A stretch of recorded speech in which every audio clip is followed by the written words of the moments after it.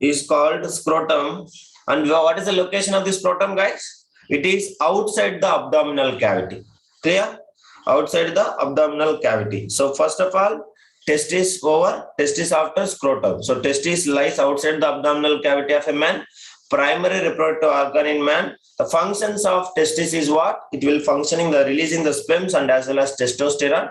And this functioning will start at the puberty stage and it will be throughout his life, men life. This is what about the testis. And this testis is covered by a protective muscular pouch. That is what we used to call as scrotum, which is also present outside the abdominal cavity. So now if you notice it here, the testes they are connected to the some part, that is what they are outside the abdominal cavity of the body and they are not deep inside the body because the sperm formation requires very low temperatures than the normal body temperature.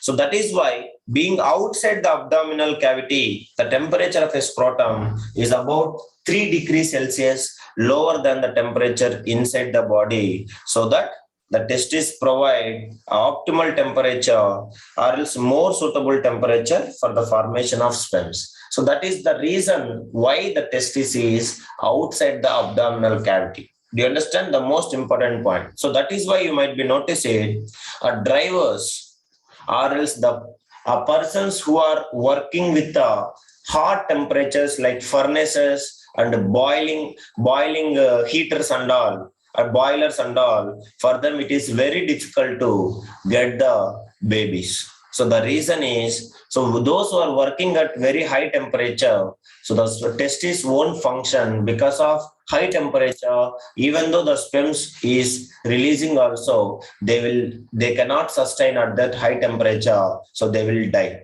So that is the only reason. It will take, even you can see at the early ages, those who are doing long drivings and all, like continuous drivings and all, for them it will affect on their reproductive systems and as well as getting a babies. So that is what people used to always even struggle. These drivers and all, they used to struggle not to get the babies in a right time because of this is only. So sperm count will fall down because of over temperature, because when they are continuously sitting there. So that is the reason even at the early ages, like for example this puberty age and as well as teenage, even the truth I am saying, gens, those will make wear the jeans. But some people, you might be noticed in our friends also, they will wear continuously a tight jeans like a ladies pants. It will be. It is actually for the ladies they used to design, but gents also to make their body structure properly and all to show off. They used to wear very tight pants, yes or no? So it will affect definitely on our reproductive system. That is what we have to give relief to that, where it will be temperature will be very low. If not, it is future lot of problems is need to face even for men also, not only for women. And even those who are wearing continuously jeans for like years of time, their legs will squeeze us, because you might be see some of my friends also, I notice in my village also, you might be see their legs will become very white in color and they're very thin, those who are wearing continuously the tight jeans, because no proper ventilation will be taking place, means no exchange of gases will take place. So because of that, at a right age, puberty age, the fat and all will deposit on our thighs, so that our thighs will become very strong. So if it is not taking place, then what will happen? Our thighs will become very, very thin. So that will be appears like some kind of diseased fellow. So that is what we are not supposed to wear the tight jeans every time. At least we have to really, even some people you might be see sleeping also they used to wear, during sleep also they will wear the jeans, but it is not at all conditional. It is not all going to helpful for our good health of our body. So that is what you have to remember. So now you have to write the body. So why they will ask you in exam, why the testis is present outside the body below the abdominal cavity, for 2 mark question. It is the most important question which is to observe. So why testis is located outside the body, not inside the body? Why it is? Because the sperm formation requires what? Lower temperature than the normal body temperature. So skinny like the protector of this testis, what is that name called as? a muscular pouch will always, scrotum will decreases the temperature 3 degrees lower than the temperature inside the body. Means inside the body, compared to the inside the body, the temperature it will be decreases 3 degrees minimum by this scrotum, so that it is the feasible temperature or optimal temperature for the formation of sperms. So that is the reason why the testis is present outside the abdominal cavity of the body. Have you written, everybody? Please respond. Yes? Yes, sir. Yeah. Yes, sir. Now, if you notice it very Sir, carefully. can you please repeat the question, sir? Yeah, why the testis is located outside the abdominal cavity of a body, outside the abdominal cavity of a body, or the question will come like that. Why the testis is not deep inside the body? Both the things answer is same. Why the testis is not present deep inside the body, or why it is present outside the abdominal cavity of the body? Understand? Karthikeyan? Kevin? Yes, right answer. Right. Sir, Yeah, the sperm formation requires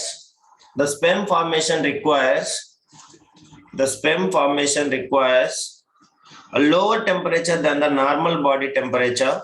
Padmavasini, are you people studied this all the things before? Not correct? So okay. yes, sir. No, sir. Yeah.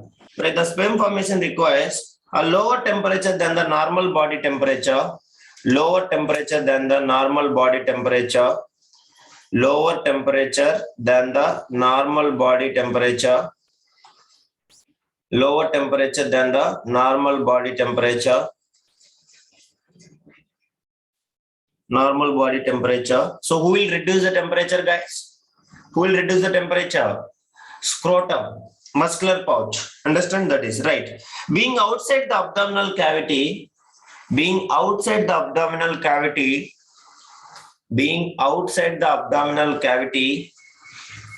comma, the temperature of a scrotum is about 3 degrees Celsius lower than the temperature is about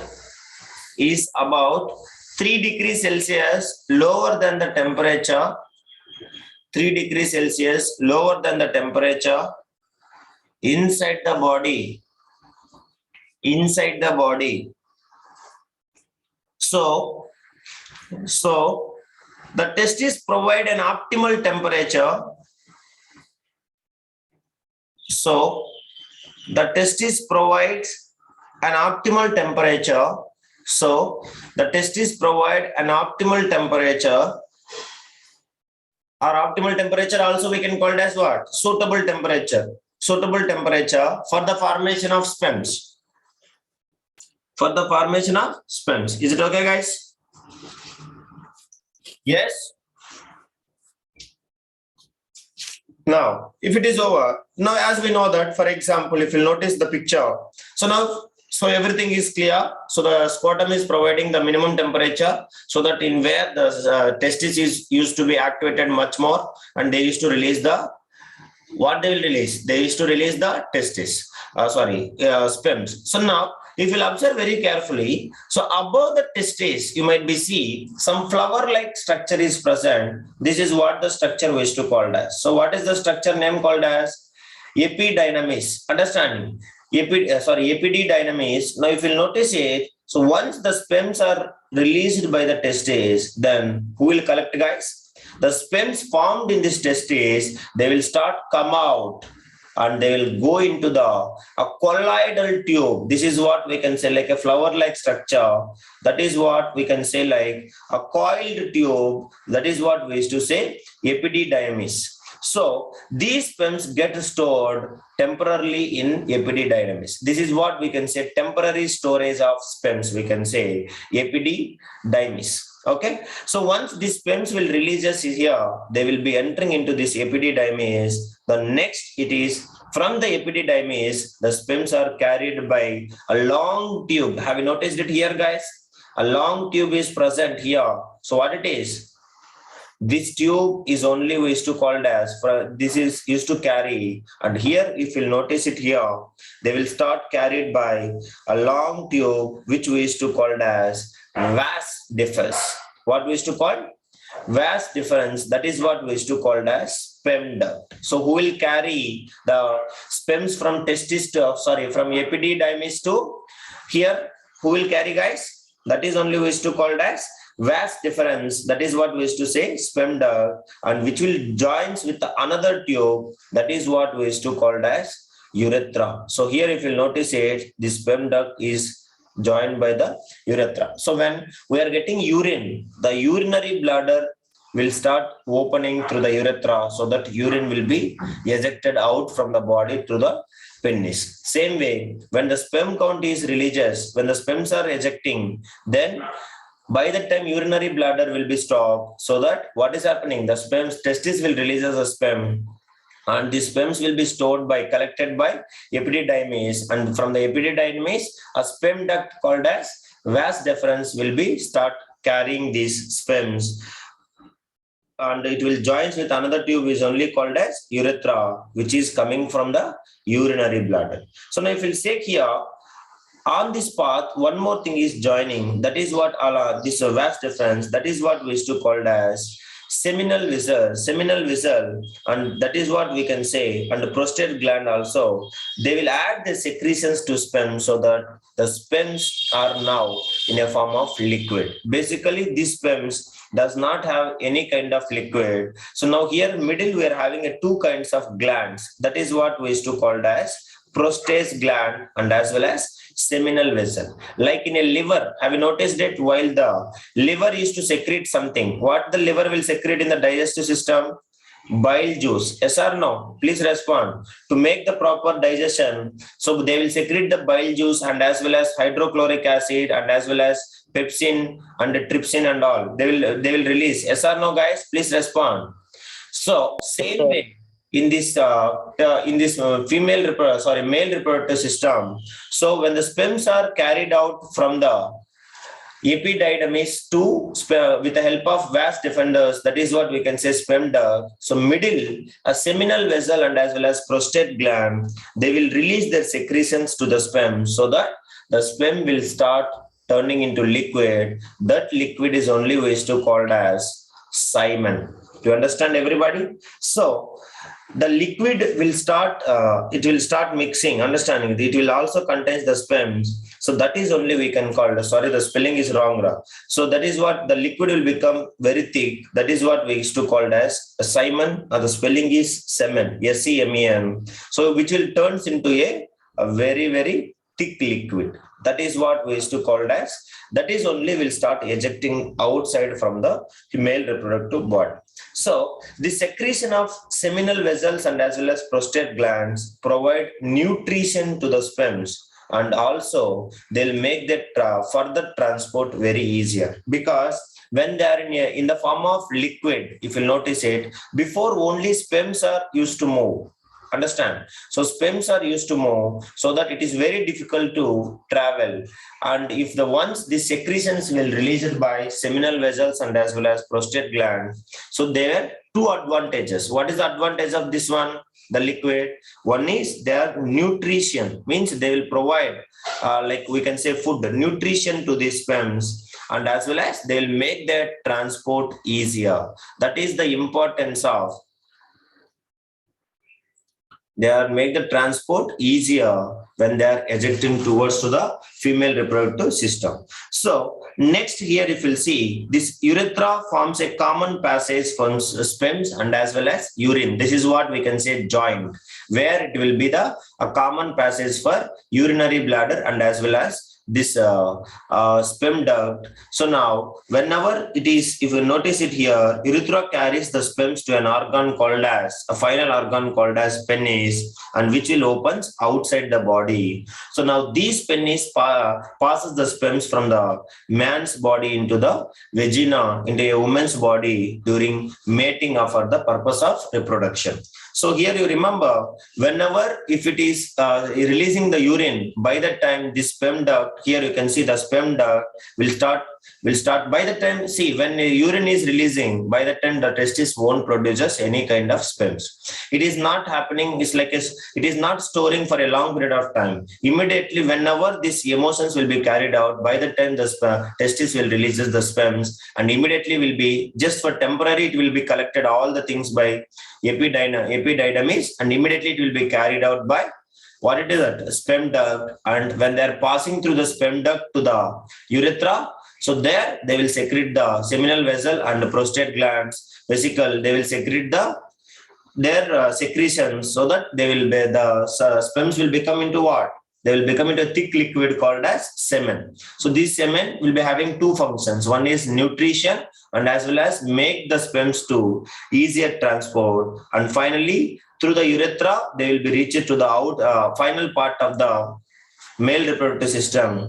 That is what we used to call as penis. So these penis will eject these sperms into the female reproductive system during mating. So mating in the sense of to meet the purpose of reproduction. So that is what you have to remember. So here main thing you remember, the man, there is only one opening for the urine and sperms during pass out of the body. So but urethra only will controls either during the ejection of sperms and as well as urine, it will be controlling. While ejection of sperms, it will stop the urinary bladder to not to eject the urine, and as well as while it is ejecting the urine, it will start the sperm count. So this is what. So for both male for both ejecting of urine and as well as sperms, both are having a single opening. This is what we used to call as a male reproductive system. So male reproductive system will start from where, guys? It will start from testis. So testis will secrete the sperms. These sperms will be collected by epididymis, and epididymis will be start from that a tube called as vas deferens. That is what sperm duct will collect it and will give it to the urethra. So on this way, seminal vessel and as well as prostate gland will start releasing their secretes, and they will make the semen liquids that sperms into semen, and these semen will be carried towards the urethra, and urethra through the final part of the body, which is outside the body, called as penis. So these penis will eject this semen to the female reproductive system during mating. So this is what it is called as, what we used to call a male reproductive system and their body parts. So hope you all understand, and this body part diagram is very important. And next class we'll study what is the female reproductive system. So now the male body part functioning is over. So now it is ejected the sperms into, or else the semen into the female reproductive body. Now from there, now tomorrow's class in female reproductive system, what will happen, and later once the male reproductive systems will reaches to the female reproductive system, how the fertilization will carried out, and what is the development of zygote and embryo and all, we'll study in the next class. So with this I will stop. Hope already time up now. Thank you everybody. Bye. We'll meet in the next class. Thank you, sir. Yeah. Thank you. Thank you, sir.